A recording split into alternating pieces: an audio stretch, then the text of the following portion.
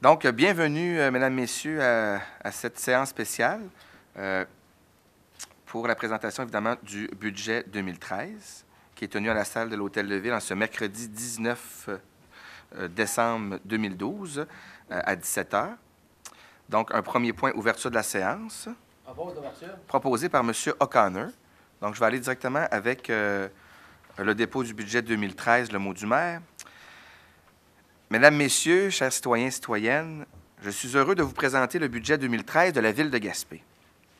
La préparation et les discussions menant aux résultats que nous vous proposons aujourd'hui ont été guidées par la mission que le Conseil municipal s'est donnée, soit d'offrir aux citoyens des services et des infrastructures de qualité et ainsi contribuer à l'amélioration de la qualité de vie de nos citoyens et citoyennes. Évidemment, le tout avec le défi de respecter notre capacité de payer. Le budget 2013 s'inscrit directement dans cette lignée. En effet, malgré les investissements importants des dernières années dans nos infrastructures, nous avons pu conserver un compte de taxes compétitif. Évidemment, nous avons dû tenir compte des engagements pris par la Ville, les responsabilités que nous avons à assumer, ainsi que les obligations auxquelles on doit faire face. On n'a qu'à penser à la mise aux normes de l'eau potable, du centre-ville de Gaspé et de Rivière-au-Nord, qui exigera des investissements majeurs dès 2013. Nous vous présentons un budget qui est sobre, un budget centré sur notre mission de base, car c'est en gérant avec rigueur que nous arrivons à répondre aux besoins de la population et à limiter la croissance du compte de taxes, malgré les pressions financières exercées sur le budget. La Ville de Gaspé a donc la responsabilité de gérer un budget de fonctionnement de plus de 23 millions de dollars, en tenant compte des soubresauts de l'économie, des règles gouvernementales défavorables quant au transfert des péréquations. On se souvient l'an passé, la bonne nouvelle lorsqu'on disait qu'on était plus riche collectivement du fait qu'on avait maintenant une évaluation globale de plus de 1 milliard de dollars. Bien, disons, la moins bonne nouvelle, c'est que quand on est plus riche, bien, on a moins d'aide de nos gouvernements, on le comprend bien. Donc, on a dû évidemment composer avec une diminution du transfert des péréquations pour la Ville de Gaspé. Tout ça avec une capacité, évidemment, des contribuables et du maintien de son offre de services, ainsi que du développement social, culturel et économique de la Ville. Pour l'année 2013, le Conseil municipal de la Ville de Gaspé adopte un budget équilibré de 23 022 711 $, en hausse de 6 % par rapport au budget de 2012. Les principales augmentations sont les suivantes. La Sûreté du Québec, 337 000 $. Je vais vous revenir tantôt avec le dossier de la Sûreté du Québec. Comparativement aux autres dépenses que je vais vous parler, c'est une dépense incontrôlable pour nous. C'est une dépense qu'on a dû composer à quelques semaines là, du dépôt des budgets, mais je vais vous revenir tantôt l'impact d'une telle augmentation au niveau des coûts de la Sûreté du Québec. Au niveau du remboursement de la dette, ça, c'est une dépense qui était prévisible. Avec tous les investissements qu'on a faits dans nos infrastructures, tous les projets de développement que nous avons réalisés ensemble, on était bien au fait qu'il y aurait une augmentation par rapport au remboursement de la dette qui correspond à 403 000 $ cette année. Pour le régime de retraite de nos employés, ça également, comme toutes les municipalités à travers le Québec, on a un défi en ce qui a trait au régime de retraite. Bon an, mal an, à chaque année, cette année, entre autres, c'est 400 000 $ au total, mais c'est une augmentation de 140 000 $, donc près de 50 % d'augmentation par rapport au régime de retraite. Encore là, je vais vous en parler un petit peu plus tard tantôt, mais c'est quand même des dépenses qui étaient prévisibles. Élection 2013, bien là, c'est prévisible, évidemment. On sera en élection au mois de novembre prochain. C'est une augmentation de 132 000 $ supplémentaires pour cette année. Et des contrats de déneigement et autres pour 90 000 $ d'augmentation. En dépit de ces dépenses supplémentaires, nous avons pu maintenir la croissance du compte de taxes moyen à un niveau compétitif et acceptable pour nos citoyens. C'est donc une augmentation moyenne de 53 $ par résidence, qui représente 3,5 % d'augmentation, qui porte le compte moyen résidentiel à 1 568 $. Ce que les gens veulent savoir en termes de chiffres réels, c'est combien la moyenne c'est 53 $ par année par résidence comme augmentation de taxes pour le compte de taxes 2013. Il est important de mentionner que l'augmentation du compte de taxes aurait été limitée à moins de 1 % sans la hausse de plus de 15 % de la facture de la Sûreté du Québec. OK? Ça, c'est important que je l'adresse parce que c'est clair que face à cette situation-là, on va interpeller directement le ministre des Affaires municipales parce qu'on ne peut pas bien gérer les finances d'une municipalité lorsqu'à quelques semaines d'un dépôt du budget, on a la surprise à savoir comment on va payer pour les services de la Sûreté du Québec. On comprend qu'on doit faire notre part puis qu'on doit assumer cette responsabilité-là. On est d'accord avec ça. Mais on aimerait voir une façon différente pour justement absorber ces augmentations-là, à savoir si on ne pourrait pas avoir une entente au moins sur 3 ou 4 ans qui nous permettrait de mieux gérer le budget et d'avoir une perspective.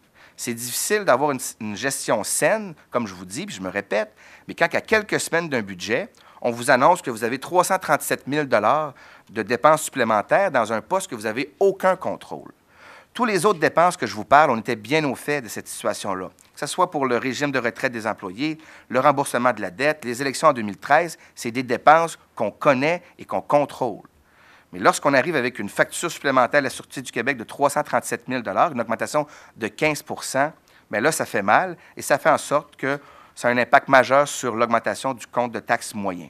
Je me répète, si on n'aurait pas eu la Sûreté du Québec comme augmentation de taxes, on aurait pu proposer une augmentation de moins de 1 % à nos citoyens. Il devient donc impératif pour la Ville de Gaspé de pouvoir diversifier davantage ses revenus. Je pense que ça, c'est le message très clair qu'on veut porter puis qu'on a toujours travaillé très, très fort dans les dernières années, vous allez le voir. Il faut augmenter les revenus autres que la taxation. C'est ce qui nous permet d'offrir un compte de taxes qui est compétitif à la Ville de Gaspé.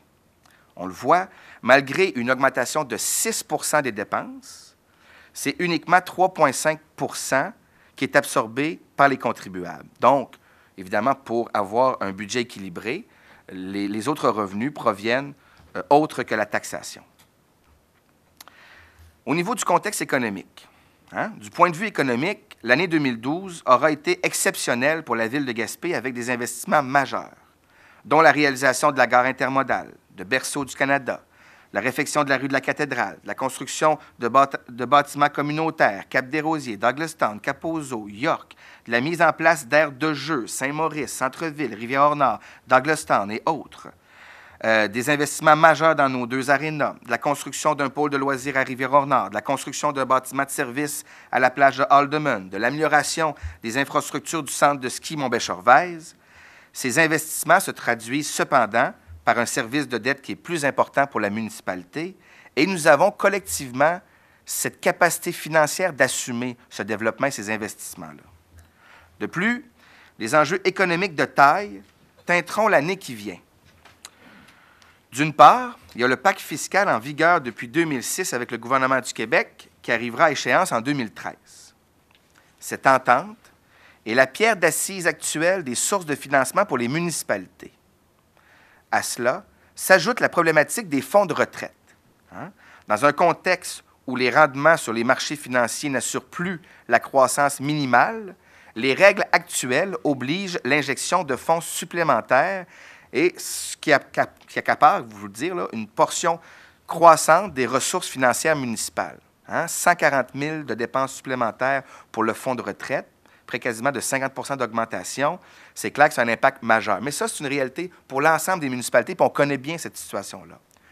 Ce qu'on doit vous dire, c'est que nous allons entamer des discussions avec nos employés, comme la plupart des villes au Québec, pour voir de quelle façon on peut renouveler cette entente, pour évidemment permettre à nos employés de conserver leur acquis en termes de régime de retraite, on le comprend bien, mais aussi pour leur permettre de faire leur part, comme tous les employés municipaux à la grandeur du Québec qui sont appelés, puis on a vu dans certaines municipalités des ententes qui sont négociées et qui permettent justement de diminuer cet impact financier sur le compte de taxes.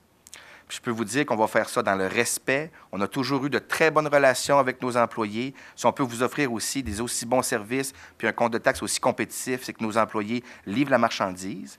Mais pour cet élément-là, de leur retraite, du fonds de retraite, on devra, de part et d'autre, faire des propositions qui vont nous permettre de diminuer l'impact et l'effort sur le compte de taxes pour les régimes de retraite de nos employés. D'autre part, le contexte économique général nous incite à agir avec une certaine prudence, tel que nous l'avons fait dans l'élaboration de ce budget. En effet, les investissements majeurs dans la mise à norme de l'eau potable exigeront des gouvernements des contributions financières suffisantes qui permettront de respecter la capacité de payer nos contribuables. Je veux vous assurer que ces projets seront réalisés lorsque ces conditions seront satisfaites. Ce qu'on veut vous dire clairement, c'est que tous les projets d'investissement qu'on a faits durant les dernières années, on a été chercher des parts importantes de subventions, tant au fédéral qu'au provincial. La plupart des projets ont été subventionnés de 66 à 90 % de subventions. Quand on dit qu'on veut gérer avec rigueur, d'une façon responsable, c'est ce qu'on veut dire. C'est qu'on ira toujours chercher une contribution importante de la part du fédéral et du provincial, comme les autres municipalités, pour assumer nos responsabilités.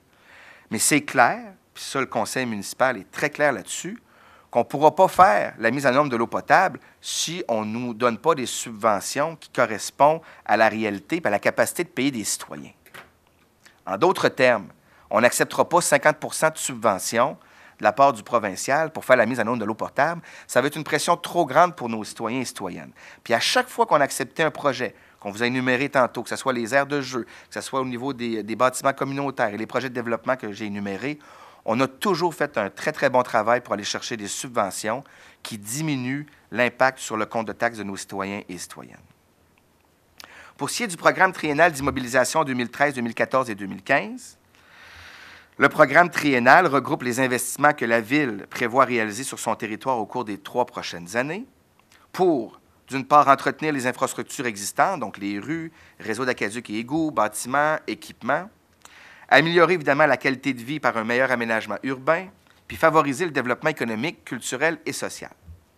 Les principaux investissements que la Ville entend réaliser au cours des prochaines années sont la mise en norme de l'eau potable pour le secteur de Gaspé et Rivière-au-Nord, la réhabilitation des infrastructures d'une partie de la rue Jacques-Cartier, la finalisation des travaux de réhabilitation des infrastructures du centre du village de Rivière-au-Nord, la phase 2 de Berceau du Canada, l'aménagement du garage municipal dans l'ex-usine GDS, la poursuite des investissements dans la réfection de nos réseaux routiers, l'aménagement d'une salle de spectacle à la polyvalente Pouliot, la finalisation des investissements dans le cadre des travaux du LEG du 475e, l'acquisition de véhicules et d'équipements nécessaires au bon fonctionnement des services et travaux publics, l'aménagement d'un nouveau terrain de soccer, l'aménagement d'un skatepark, la réfection du système de réfrigération et récupération des eaux à l'aréna de Rivière-au-Nord, la réalisation d'une étude d'implantation et plan et devis pour un nouvel aréna à Gaspé, la mise à niveau de certains bâtiments communautaires, notamment la réfection de la salle de Saint-Majoric, la construction d'un nouveau bâtiment de service pour la patinoire à Saint-Majoric, finaliser l'aménagement de la plage d'Alderman, la réfection des infrastructures au centre de ski Mont-Béchervaise, divers équipements véhicules pour les services incendies, puis l'aménagement d'une piste cyclable dans le secteur de Rivière-au-Nord, etc., etc. Évidemment, la liste est grande là, pour l'ensemble des investissements qu'on prévoit faire dans les prochaines années.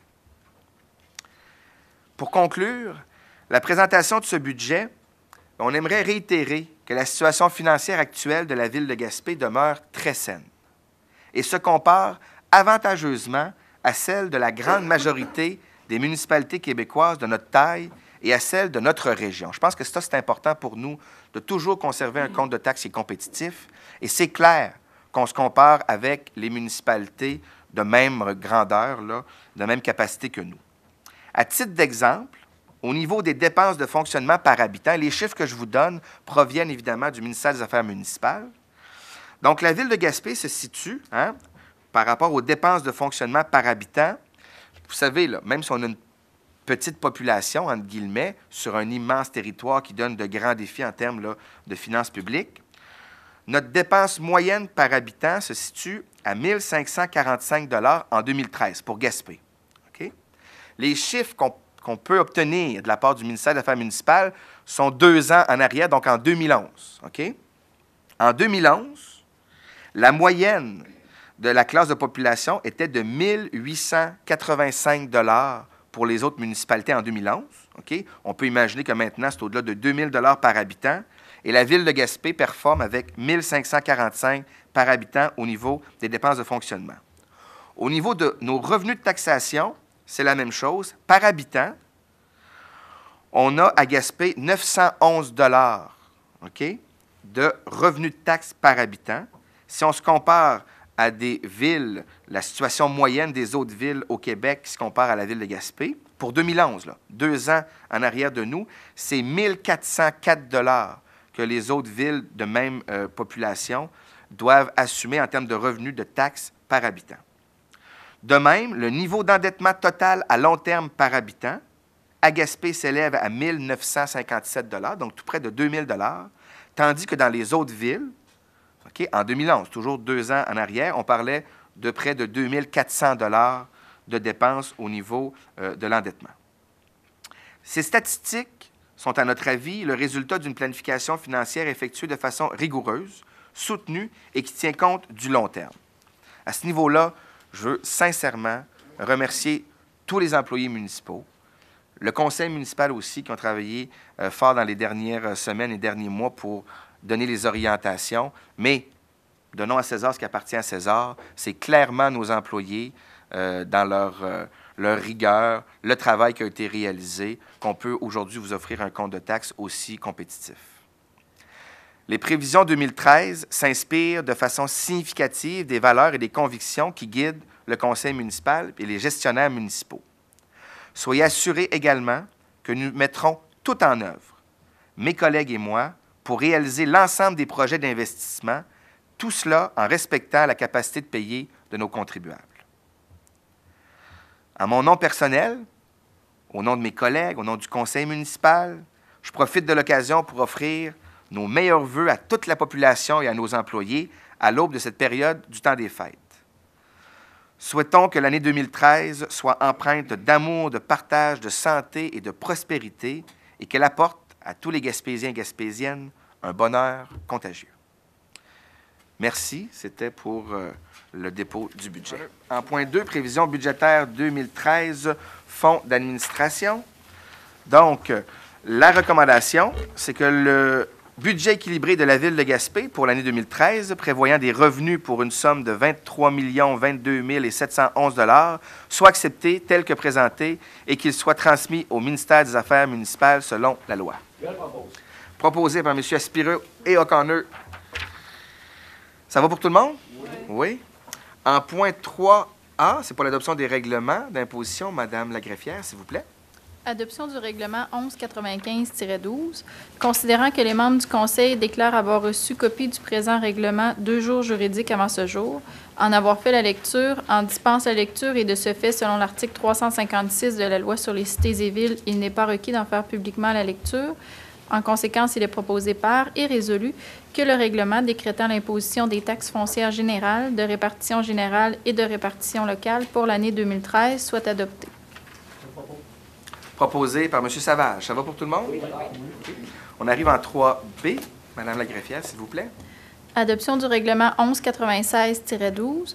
Considérant que les membres du Conseil déclarent avoir reçu copie du présent règlement 2 jours juridiques avant ce jour, en avoir fait la lecture, en dispense la lecture et de ce fait, selon l'article 356 de la Loi sur les cités et villes, il n'est pas requis d'en faire publiquement la lecture.